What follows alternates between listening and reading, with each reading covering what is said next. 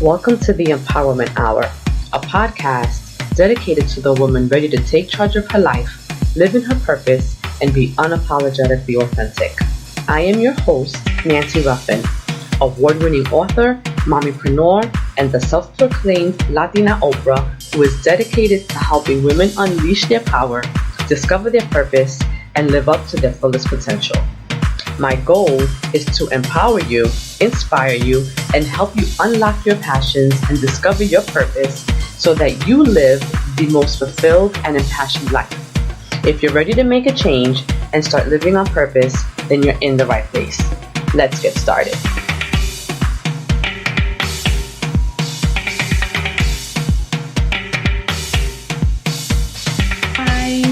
Welcome back to another episode of the Empowerment Hour podcast. It's your girl, Nancy Ruffin, and thank you for tuning in to another episode.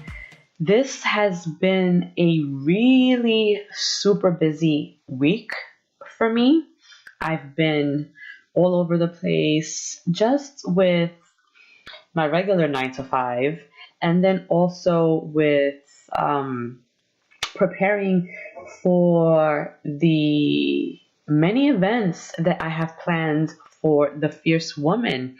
And so I'm really happy to announce that I have 2 vision board workshops slated for January and February. Now, the February event kind of got added because the January event sold out so fast, you guys.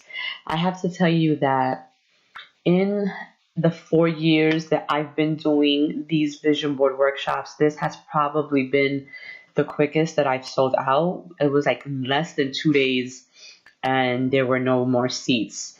And so because some women kind of got shut out of that one, I created the one in February. And so I've been actively planning both of those while simultaneously also planning my end of year celebration. And this is something that I do every December. And really just to kind of reconvene the women who attended my workshop at the beginning of the year. And this year I had 2 vision board workshops. I had one in January, then I had one mid-year. And so if you attended any of those, the December mixer that I'm planning is really your opportunity to come and share with me and with everyone what you have been able to accomplish. So it's really looking at that vision board from January and celebrating everything that you were able to manifest this year that you put on your vision board. And so I'm really excited about that because we've managed to sell this one out too. And I mean, this one was free because as part of your investment when you buy a ticket to my vision board workshop, I offer then complimentary admission to the end of year celebration because really it's all about you and the work that you have put into yourself this past year. And so it's all about kind of getting together and just celebrating and allowing other women who may need a confidence boost to really hear and see the fruits of your labor when you really go all in, commit to yourself, and stay focused on your goals. So what originally started as something solely for my vision board attendees has grown into also an event where other women, maybe you didn't attend the vision board event, but you want to see and hear what that experience is like. So I also open it up to anyone to kind of come, connect with new women, network, mingle, and be inspired because it's through sharing our stories and our journeys that we are able to connect with others. And sometimes what we need is to see women who look like us or who have the same experiences or are going through the same things that we can connect with because we see ourselves in them. And if they can do it, why can't we? So I'm really, really excited. This is taking place December 17th at a venue in the Bronx. And, I have to say that choosing the venue was super personal, I guess, for me, because it allowed me to reconnect with one of my childhood friends. And this is a person that I've known for well over 30 years. And, it's crazy because he's part owner of this restaurant, and he sponsored the last event that I was a part of. So, they donated the food, which was amazing. And when the time came that I had to pick up the food, unfortunately, my schedule was so busy that week that I couldn't go pick up the food. So, being the amazing man and just the amazing friend that he is, he volunteered to not only freaking donate the food, but he brought it all the way to my house in Jersey. And it was wonderful because we hadn't seen each other in years, just because of the way life is. You kind of, life gets in the way and everyone kind of goes on their separate paths for some time. You make your life, and then for whatever reason, God, when there's a purpose, reconnects you with these people. And so I was reconnected with my good friend Harvey. He's like a brother. And for me to say he's a friend almost um, diminishes the connection that we have, because when we reconnected again, it was as if no time had passed at all. And this is a person who I spent, well, him and his family. I mean, and this is why he's like a brother to me, because it was just that kind of relationship where our families were a part of each other's lives. His brother, his sister, his mom, his cousins, his aunts, uncles. I mean, I was such a huge part of their lives, and they were such a huge part of mine that we spent almost every single day together. And this was when, during my teen years, when my parents had moved us out of Brooklyn and moved us to Queens, that I met him and his family, and we just formed an incredible bond. And so fast forward all these years later, thank God for social media, we were able to reconnect again. And so me deciding to have this end of year celebration at his venue was really a way for me to, one, thank him for sponsoring the last event that I had with the food, and and helping to drive business to his restaurant, right? Because that is what we should be doing when we are in a position to help our friends, or to help anyone for that matter. We should do that. And so for me, it was like a no-brainer. If I'm having an event and I need a venue, why not choose someone who I have a very close relationship with? And so that's what we did. And so we decided. So I'm having the event at his space on December 17th, and I'm excited. Not only because I will be bringing together so many amazing women, but because I also get to support my brother in his business venture, and should this be successful, we can talk about future partnerships, and how I can end up making some money out of this deal too, right? Because yes, of course, we want to drive the business there and drive the traffic, but if I can also make some money while they're making some money, then it's a win-win for all of us. But I share that because when we were talking about this event and what I wanted it to look like, we met and we discussed all of that. But even more importantly than that, we really talked about our friendship and why we have been able to maintain it for this long. And even though there was some time where we weren't connected, where we weren't speaking every day, where we had kind of lost contact, when we connected again, it was as if no time had passed at all.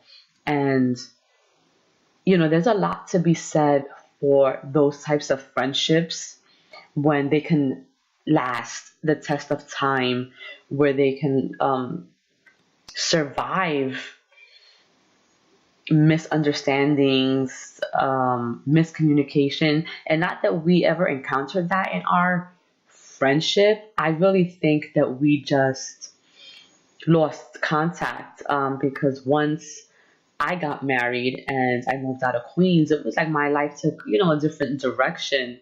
And they had, went through some stuff in their lives where they weren't around, him and his brother.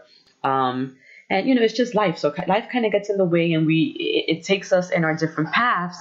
But then hopefully what we want is that it reconnects you with those people that you love, right? And that is what happened with us. But we were talking, and being with him just reminded me of the person I've always been. And so even in his presence, I was still kind of like this 15-year-old girl. And, I was silly, and we were just cracking jokes and just reminiscing on all of the crazy things that we did as children. I mean, I was a bit of a rebel. I don't know if that's shocking or not to you. Maybe it's not. But I rebelled against everything my parents were trying to do. They were so super strict. They were always very accepting of my friends, though. And like I was saying, we used to spend so much time together that it was almost like there was never enough time. Even if we were together all day, we still wanted to be around each other. And so I would sneak him and his brother and all of our friends into my house, after my parents were asleep, and we would just kind of hang out and do nothing. We really were innocent kids. We just really enjoyed being around each other. But we were reminiscing on that. We were reminiscing how we used to break into the neighborhood high school in the summertime so that we could go swimming in the pool. I mean, just these crazy things. And for that moment that I was with him, it just really felt good, because it reaffirmed for me that true friendships never really die. Like, the people that are meant to be in your lives forever will be.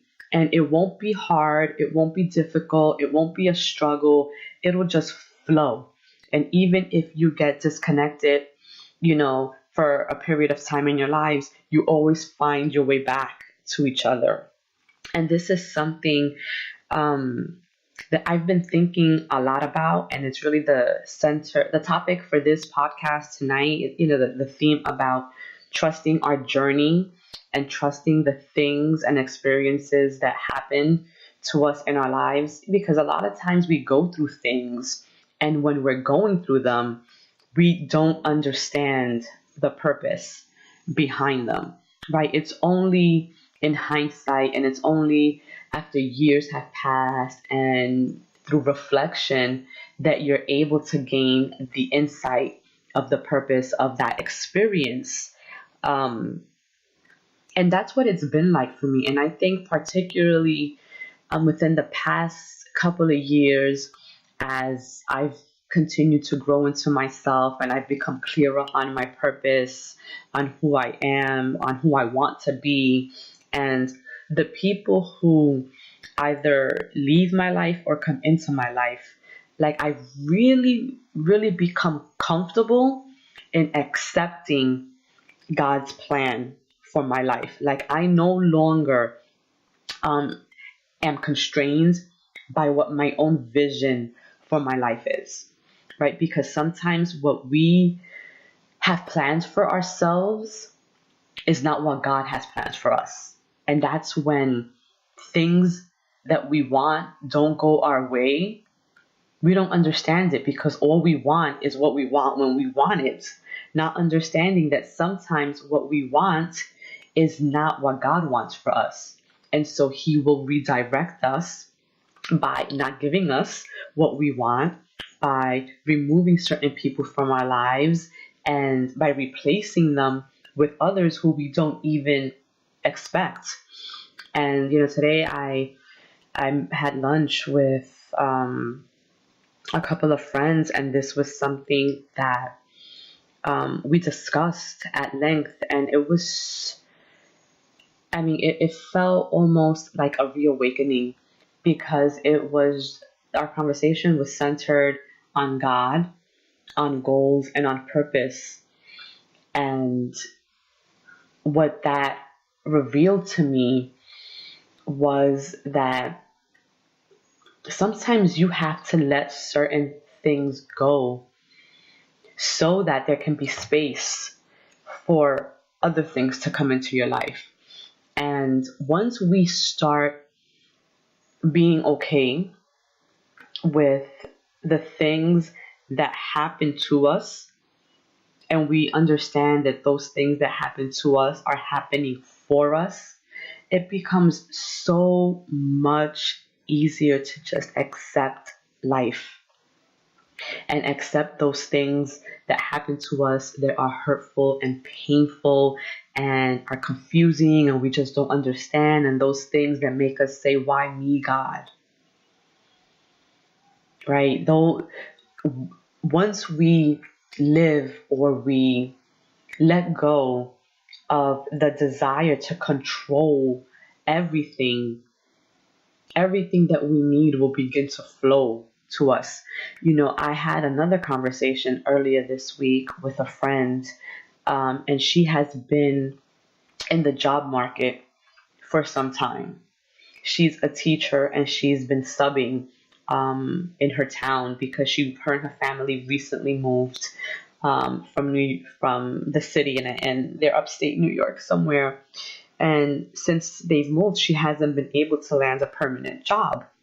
And so recently, she interviewed for a position, like a full-time teaching position. And of course, they loved her and they offered her the position. And she was super excited about it. And I prayed for her and I asked all my followers to pray for her so that she can get this job.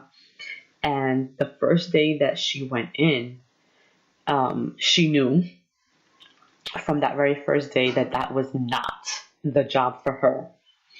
And she didn't take it, right? And it was something that she struggled with because she loves teaching. And there's also a sense of security that comes with having a job, right? And securing that paycheck. But one thing that she said that stuck with me was that she couldn't do it for the money. She can't sell herself for any amount of money because it would not have made her happy. She wasn't going to be happy in that role, in that school, teaching the class that she was supposed to be teaching. And so then fast forward, I want to say, I don't know if it was a few days later or maybe a week later, she's still looking for, another a job, and she comes across a position that is not what she normally would have been attracted to, because she's a teacher. And this position, from my understanding, the role that she would be playing is actually, she'd be the person who taught the teachers, or like an instructional coach or something like that. And they reached out to her, and I think they have called her multiple times. And the first couple of times, she missed the call and she heard their message, and she was really struggling with if she wanted to call them back and even scheduled an interview to meet with them, which she eventually did. And a conversation that her and I had this week was, I told her, I said, there's a reason why that teaching job didn't work out for you. There's a reason why you didn't take it and you didn't stick with it and you said, no, it's not for me. And there's also, a reason why you applied to this job. And had you not left the teaching job, you never would have continued your job search. You never would have looked for this job. You never would have applied, and you never would have scheduled an interview, which I believe she has this week. And for her, she's very driven by how many students she can reach and how many lives she can affect and how many kids she can help. And so I told her, I said, well, imagine all of the kids you could help with you being in the classroom, being their teacher. But then imagine the thousands more you're going to be able to help because now you're in a position where you're going to be coaching these teachers and teaching them everything that you know about teaching. And you're multiplying that by God knows how many. So you're going to be reaching children at a much larger level than if she was in the classroom doing it herself. And so I share this story because this is not a position that she ever saw herself in. This is not even something that she truly aspired to do, but there was something within her that nudged her that day to apply to that job.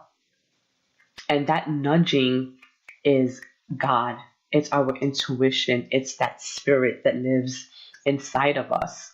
And when you learn to listen to that, when you learn to pay attention to that, that is when you're going to start walking in your purpose. That's when you are going to start paying attention to the signs that God is putting out there into your life, directing you to the vision that He has for your life.